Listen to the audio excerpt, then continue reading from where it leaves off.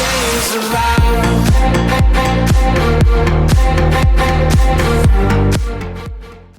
Hello and welcome to the Tottenham America channel. Today we are going to be looking at Tottenham Hotspur's absolutely incredible win as they turned it around against Sheffield United in the 98th minute to win 2-1 courtesy of Richarlison and Kulusevski. But the game really for the rest of the 90 minutes was known for absolutely terrible refereeing and some of the worst time wasting we've seen. But the fact that we were able to turn around in the last 5 minutes, oh my god, unbelievable scenes at the Tottenham Hotspur Stadium. What a game.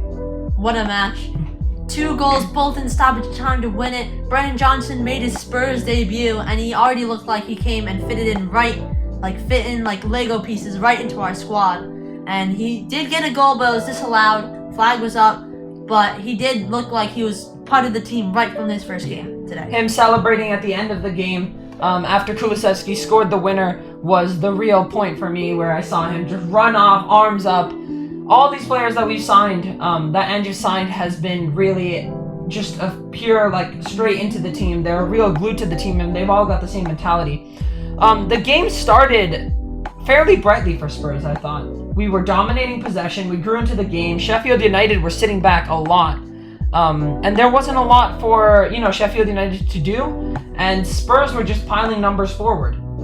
Yeah, we had so many shots on target in the first half. Solomon with many, Son with Son, and also Kulusevski too. We were just piling everything onto their game and onto their goal. And Fotheringham, their goalie, should have gotten a red card twice, and we should have gotten a couple penalties, especially in the first half. But that was really more in the second half. The first half was all about Tottenham forcing stuff at Sheffield United's goal. And Wes Fotheringham made some really good saves. Yeah, he made some really good saves, but really he really good. should have gotten a red card when he touched the ball with his hand outside the penalty box. Only got a yellow card for it. Yeah. I would at least expect him to get a second yellow for his time wasting in the second half. But the first half, I thought we played really well. Sheffield United were really organized in defense that first half, really, really good. Yeah, they completely locked us down. Yeah, they just shut us down completely. Second half, a lot of it was the same story until the 70th minute. It was just us forcing everything forward. And it was all about, Tottenham are going forward and Sheffield United are blocking. But this is where Fotheringham should have had his red card. He had touched the ball outside of the box with his hand, almost to touch it back in. But I think the big difference with Maker was that he didn't catch the ball, and he did it once, but he did not catch the ball after that. He let it fall to his feet.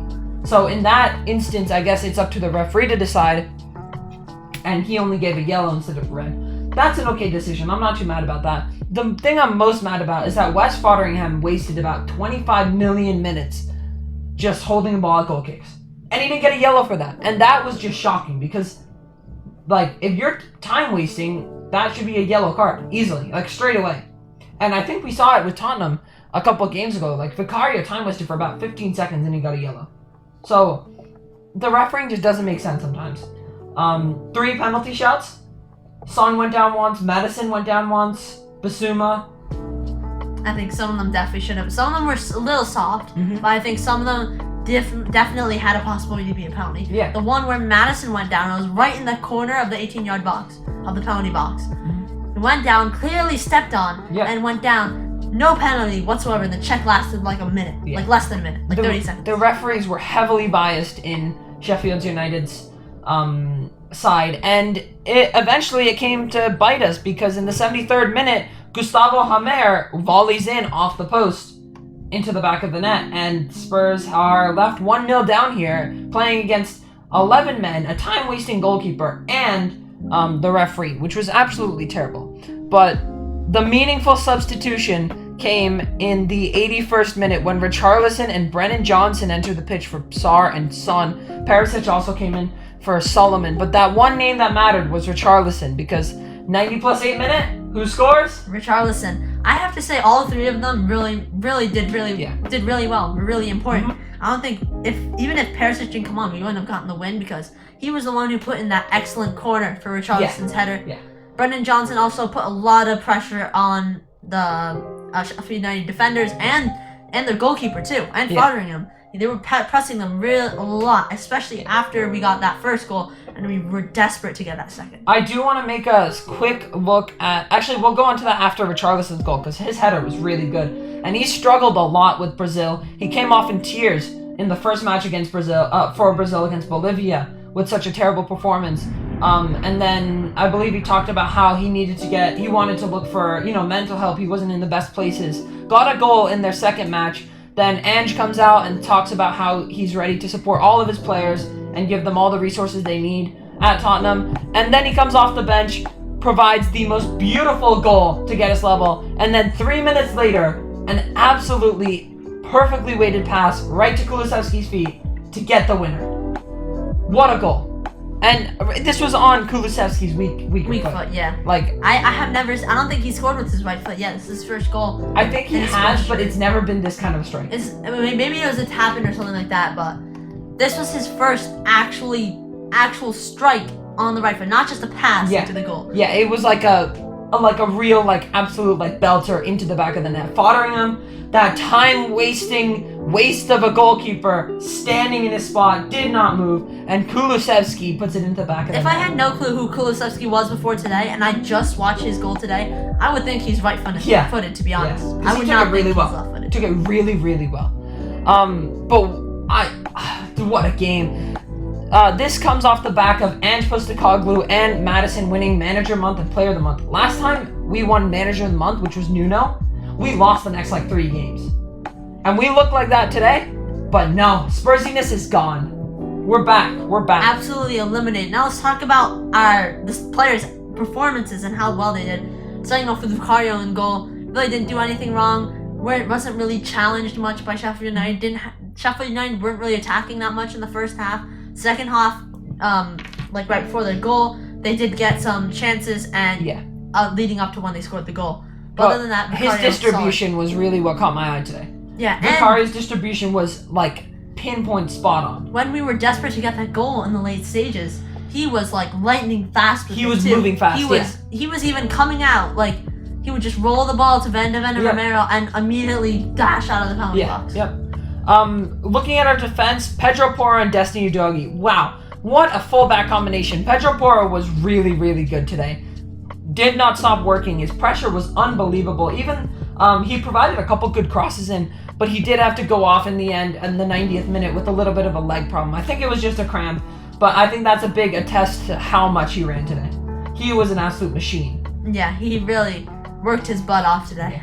And then for Udogie, I'm going to take you to that one little point right when Kulusevski scored. Sheffield United had the ball, and it did not look promising for us, but Udogie runs from the halfway line and darts towards a Sheffield United player, stealing the ball off of him, and that's where that goal came from. That was crucial because he had to get that tackle right too. If he didn't get it right, he probably would have got booked. I don't think he got a yellow card. He might have.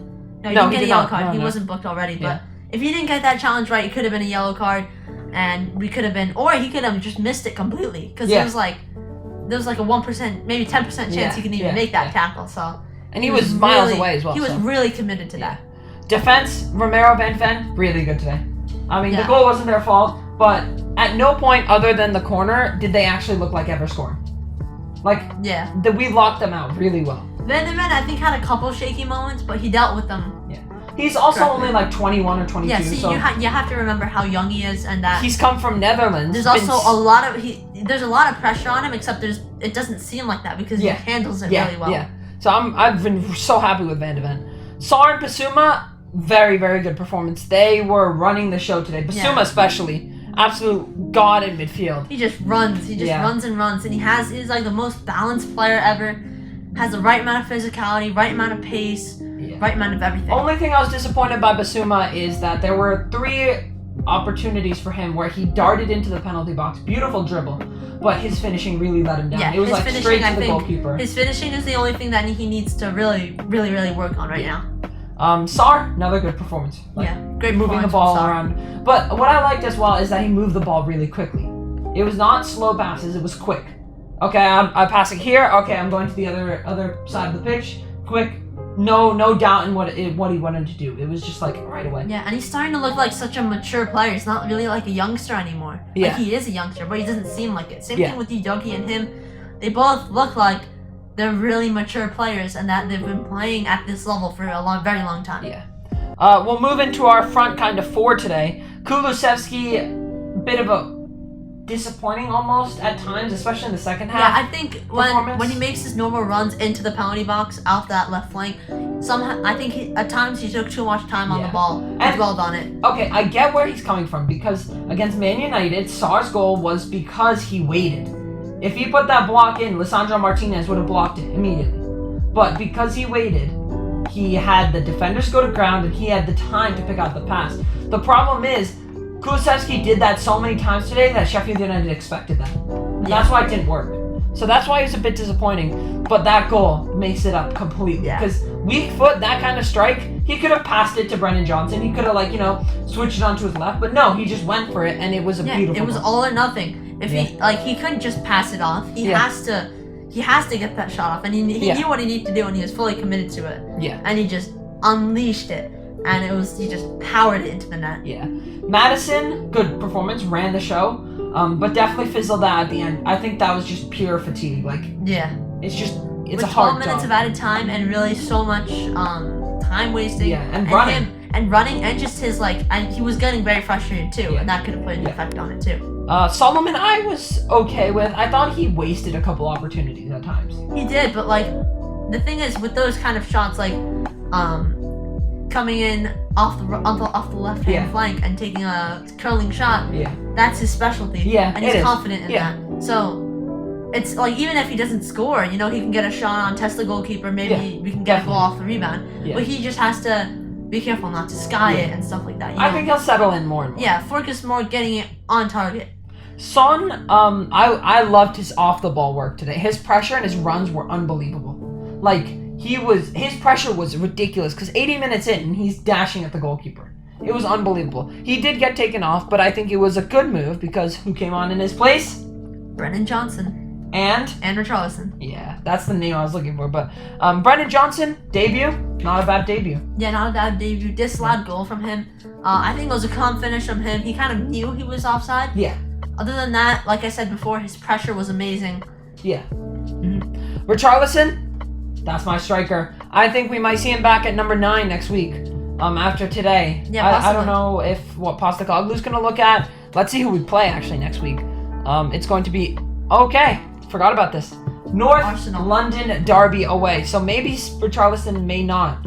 Although, if we're going to be relying on crosses a lot, he might start against Arsenal. If we do, but I feel like we might just save him for sub impact because that's true. Against Arsenal, if we're down, we might really need a sub change game. So it's so awesome to have so many attacking options. I think we'll go with pretty much the same lineup we did today, except I think we put Brennan Johnson in the starting lineup, possibly. Okay. In for Solomon, and Son would stay at striker. Okay. Or Solomon could just stay in it since a little bit of he's an been interesting doing shout well recently. But you it, never know what Postecoglou has up his sleeves. Yeah, it's awesome to see so many attacking options. We've got Son, Solomon, Kulusevski, Madison, Perisic almost basically, Richarlison, Brennan Johnson, and don't forget about we've got obviously coming in still. I think Postecoglou's going to be a big fan of Heel and Lo Celso. That's a lot of options to have. Yeah. From a team And that Perisic, barely had. He's not a defender. I don't think he's. No. He's definitely not qualified to be a defender. He Not is in a the left Premier wing. League. He cannot be in the Premier League. He is a left wing, and I think he's probably going to be on the bench. Yeah, the whole season, but he's going to get a lot of action coming off the bench. Yeah. With his crossing ability and his long throws too. Yeah. This is probably going to be his final season at Spurs, but I think he's going to make it a good one off the bench. It's gonna be an exciting season for Tottenham. That's all I'm gonna say. I think we've got some huge things up our sleeve, and just rocking and rolling at the helm. Manager of the Month award. We are going to be going full force into this North London derby, and I'm so ready for it. But that's it for today's video on Tottenham's incredible comeback against Sheffield United by 2-1. Richarlison and Kulusevski scoring for the Lily Whites, and we stay in second place in the table. just behind Man City by 2 points, and tied with Liverpool on goal difference, ahead by goals scored. If you enjoyed and want to see more Spurs content, make sure you like and subscribe to the channel. Comment down below what you'd like to see more of and what you thought about this game today. And until next time, Come on, you Spurs!